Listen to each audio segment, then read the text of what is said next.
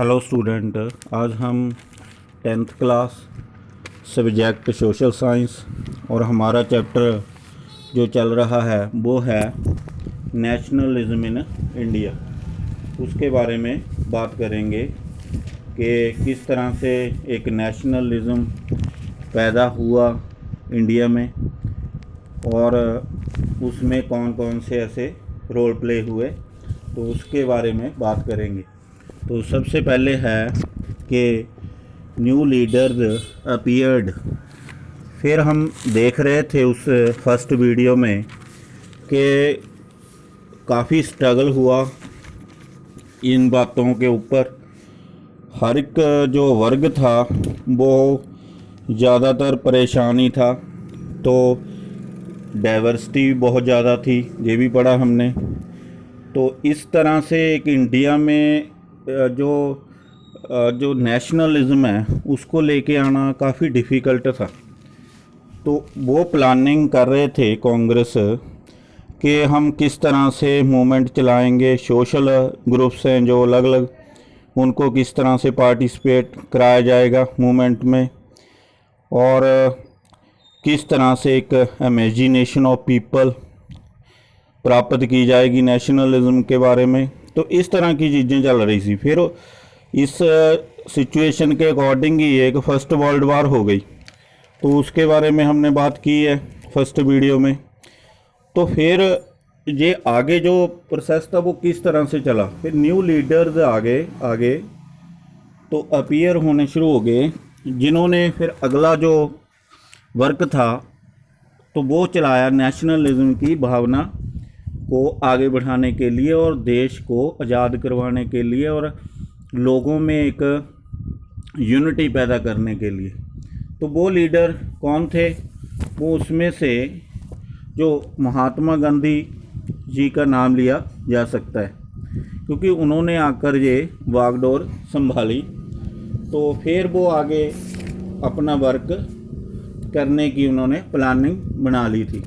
वो कौन कौन सी थी प्लानिंग, तो उसके बारे में हम बात करेंगे। क्योंकि वो साउथ अफ्रीका में गए हुए थे, वहाँ से उन्होंने जो वापसी थी उनकी 1915 में हुई थी, तो वहाँ से वापस आकर उन्होंने एक सत्याग्रह चलाने की प्लानिंग की थी। वहाँ भी उन्होंने सत्याग्रह चलाया था जो सक्सेसफुल रहा था।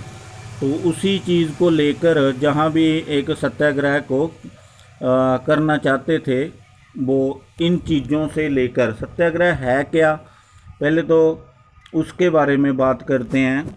The idea of satyagraha emphasised the power of truth, कि सच्चाई की पावर है वो, and the need to search for truth, और ढूंढना है सच्चाई को।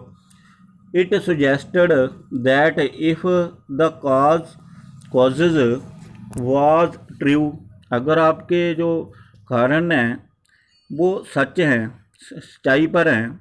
If the struggle was against injustice, अगर आपकी जो स्ट्रगल अन्याय के खिलाफ है, then physical force was not necessary to fight the oppressive, तो आपको जो फिजिकल पावर की यूज़ करने की ज़रूरत नहीं है। फिर तो विदाउट सीकिंग जो विदाउट पावर को यूज़ किए, satyagraha could win the battle through non violence, और नॉन वायलेंस के अकॉर्डिंग भी सत्याग्रह करके वो चीज़ को प्राप्त किया जा सकता है जो कि एक सच्चाई पर के रास्ते पर चल के प्राप्त हो सकती है। उसी तरह से ये एक सत्याग्रह चलाया था जो साउथ अफ्रीका में भी चला था और इंडिया में भी उन्होंने आकर चलाने की कोशिश की थी और चलाया और सक्सेसफुल रहे।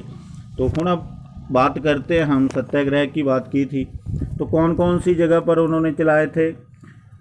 After arriving in India, Mahatma Gandhi successful organised satyagraha movement in various place, तो काफ़ी सारी प्लेस के ऊपर उन्होंने सत्याग्रह मूवमेंट स्टार्ट किया, इसलिए कि जो रीजनल प्रॉब्लम्स हैं पहले उनमें पार्टिसिपेशन करके, फिर रीजनल लोगों को अपनी फेवर में करके, फिर एक नेशनल तौर पर मूवमेंट स्टार्ट किया जाएगा। तो उसमें ये पहला सत्याग्रह था चंपारण विखे 1916 में। तो travelled Champaran in Bihar to inspire the peasant to struggle against the oppressive plantation system. क्योंकि वहाँ के पीजेंट थे चंपारण के, तो वो स्ट्रगल कर रहे थे एक जो प्लांटेशन सिस्टम के अगेंस्ट। तो इसलिए वो उन्होंने एक सत्याग्रह चलाया था। तो उनको इंस्पायर करने के लिए महात्मा गांधी जी भी उसमें शामिल हुए थे और सत्याग्रह सक्सेसफुल किया। नेक्स्ट चला था सत्याग्रह इन खेदा डिस्ट्रिक्ट 1917 में। तो इस डिस्ट्रिक्ट में महात्मा गांधी जी ने भी सत्याग्रह का जो साथ दिया। तो वो थे इन 1917 में ही organised satyagraha to support the peasant of Kheda district of Gujarat affected by crop failure and plague epidemic. The peasant of Kheda could not pay the revenue and were demanding the revenue collection be release. तो इनकी जो demand थी, वहाँ फसल fail हो गई थी, agriculture fail हो गई थी, उनको एक रेवेन्यू देना पड़ता था एग्रीकल्चर के तौर पर, तो वो दे नहीं सकते थे। इसलिए उन्होंने फिर एक मूवमेंट स्टार्ट किया और साथ महात्मा गांधी जी ने भी उनका साथ दिया कि जो रेवेन्यू है उसकी छूट दी जाए। तो इसमें भी वो सक्सेस रहे थे। नेक्स्ट था थर्ड जो, वो था अहमदाबाद विखे चलाया उन्होंने 1918 में। तो वहाँ पर एक मिल वर्करों के लिए जो मूवमेंट था वो चलाया था, जो गुजरात में ही था। तो उसमें भी उनकी प्रॉब्लम को सॉल्व करने की कोशिश की गई थी। ये इस तरह से उन्होंने इन 3 जगह पर जाकर लोगों की फेवर को अपनी तरफ लिया था और लोगों की एक जो रीजनल प्रॉब्लम थी या फिर उनकी एक ग्रुप की प्रॉब्लम थी, तो उसको सॉल्व करने की कोशिश की और इनकी फेवर लेकर फिर एक नेशनल मूवमेंट की तैयारी कर रहे थे वो। नेक्स्ट बात हम करेंगे कि रॉल्ट एक्ट की बात करते हैं। कि उसी समय एक एक्ट पास हुआ जो कि अंग्रेज़ सरकार ने एक्ट पास कर दिया। उसका मतलब था रेवोल्यूशनरीज़ को कंट्रोल में करना और जो पॉलिटिकल पर्सन है जो एक्टिविटी करते हैं तो उनको भी कंट्रोल में करना था। तो इसलिए उन्होंने ये एक एक्ट पास कर दिया था। तो इस एक्ट में था it gave the government enormous power, बड़ी पावर दे दी गई थी इस एक्ट के राही गवर्नमेंट को, to repress the political activities. जितनी भी पॉलिटिकल एक्टिविटीज़ करते थे अगेंस्ट, तो उनको दबाने के लिए ये एक एक्ट बनाया गया था। And allow detention of political prisoners. जो पॉलिटिकल प्रिजनर होते थे उनको डिटेंशन करने के लिए विदाउट ट्रायल फॉर 2 ईयर्स, उनको बिना बताए 2 ईयर के लिए जो जेल में रखा जा सकता था। इस कानून को काला कानून भी कहा जाता है। और ना कोई अपील की जा सकती है, ना कोई दलील की दी जा सकती है, ना ही कोई वकील किया जा सकता है इसके लिए। तो इस तरह से ना अपील, ना दलील, ना वकील, ये इसका जो स्लोगन करने लगे थे। और साथ में काला कानून भी इसको बोलते थे। तो इसके अगेंस्ट फिर महात्मा गांधी जी ने मूवमेंट स्टार्ट करने की जो प्लानिंग बनाई थी। Mahatma Gandhi started the movement against the Rowlatt act. जो रॉल्ट एक्ट पास हुआ था उसके अगेंस्ट फिर महात्मा गांधी जी ने एक मूवमेंट स्टार्ट करने की प्लानिंग की कि सारे देश को जोड़कर ये एक मूवमेंट स्टार्ट किया जाए। तो वो था Mahatma Gandhi wanted non violent civil disobedience. जहाँ पर सिविल डिसोबीडेंस लिखा है वैसे non cooperation movement against such unjust laws. जो अनजस्ट लॉ है, जो अन्यायपूर्वक एक कानून बनाया गया है, इसके अगेंस्ट वो एक मूवमेंट स्टार्ट करना चाहते थे। विच वुड स्टार्ट विद ए हड़ताल ऑन 6 अप्रैल। 6 अप्रैल को जो उन्होंने एक स्ट्राइक करके ये स्टार्ट करना था। तो उसी तरह पूरे देश में चलना था।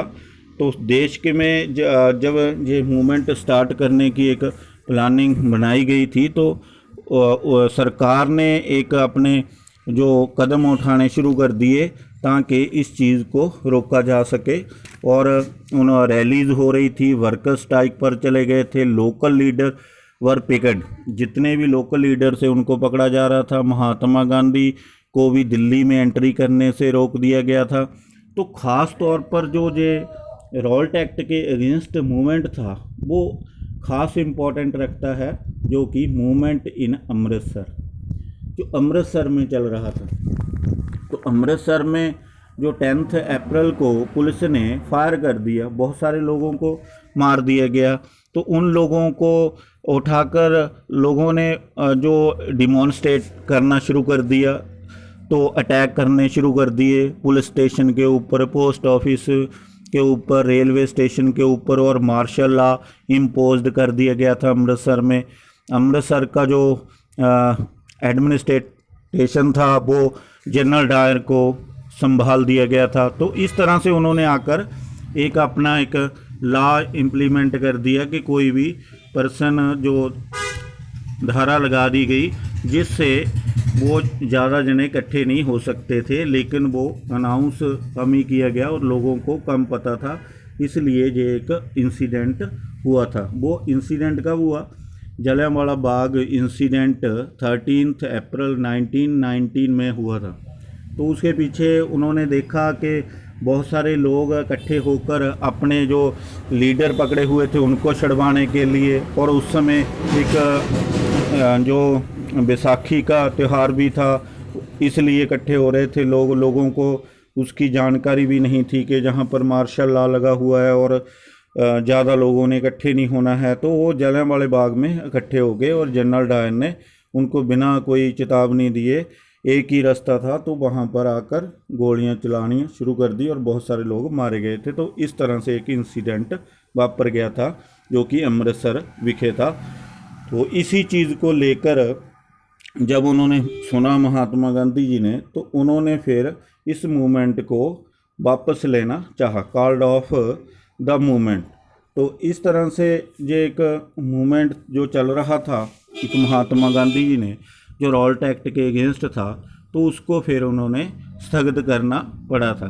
तो अब बात आ गई है खिलाफत इशू, और इसमें हम पढ़ रहे थे पहली वीडियो में कि एक जो फर्स्ट वर्ल्ड वार हो रही थी उसमें खिलाफत की बात भी हमने की थी, नॉन कोऑपरेशन की। तो उस समय हमने सिर्फ फर्स्ट वर्ल्ड वार की बात उसमें की थी, लेकिन हेडिंग ये उसमें ही था। तो उसकी बात करते कि जी क्या है खिलाफत इशू।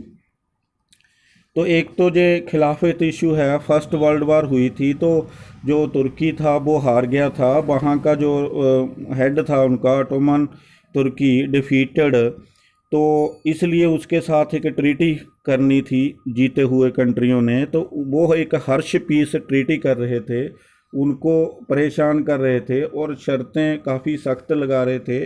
तो इस तरह से उनको एक बेइज्जत किया जा रहा था। तो इस चीज़ को लेकर जो मुस्लिम वर्ग है, खलीफा बोलते हैं उनको, spiritual head of the Islamic world, तो खलीफा बोलते हैं। तो इस खलीफे के मान को वो बर्दाश्त नहीं कर पाए, तो उनके अंग्रेज़ों के वो अगेंस्ट एक मूवमेंट चला रहे थे जिसे खिलाफत मूवमेंट कहा जाता है।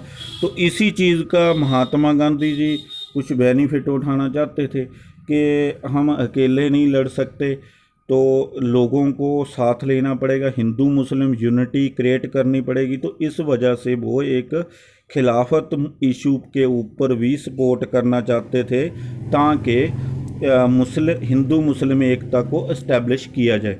तो इस वजह के कारण उन्होंने ये एक मूवमेंट में जो शामिल होने की प्लानिंग की थी महात्मा गांधी जी ने।